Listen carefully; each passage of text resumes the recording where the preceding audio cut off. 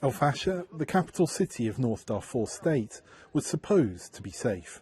About 800,000 people displaced by fighting and alleged ethnic cleansing in the surrounding Darfur countryside have fled here hoping to find refuge.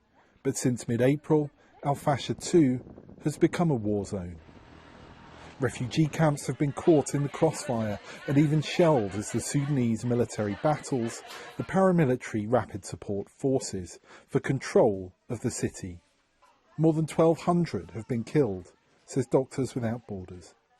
From inside El Fasher, Adam Rojal, a spokesperson for a local non-profit helping Darfur's displaced, told VOA that people here don't care about the warring sides. They just want the fighting to stop. They are not patriots because they're fighting for their own interests. The only loser is the society of Sudan, especially the people in Darfur. People have lost everything, even the basic needs of human life like food, water, shelter, and medicine. Words can't describe how serious this crisis is. Claire Nicolette works with the non-profit Doctors Without Borders, which operates medical facilities in El Fasher.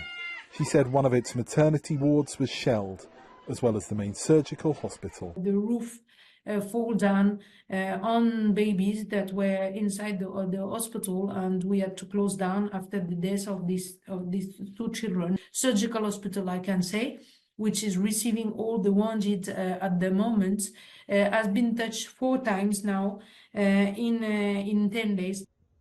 Nicolette said calls from the UN, US Secretary of State Antony Blinken and other members of the international community to end the fighting in El Fasher have gone unheeded. She says the situation is only getting worse and that the violence is indiscriminate.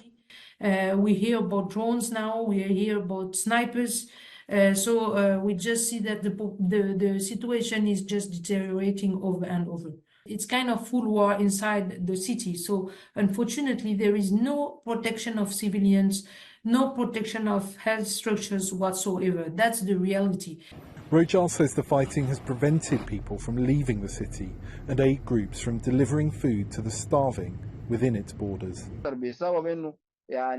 In reality, most families live in dire conditions, myself included, because we don't get our share of the World Food Program aid due to the poor security conditions and the blockade. Every day, he has been desperately sending pictures of malnourished children in El Fasher to the international press to try to get the world's attention.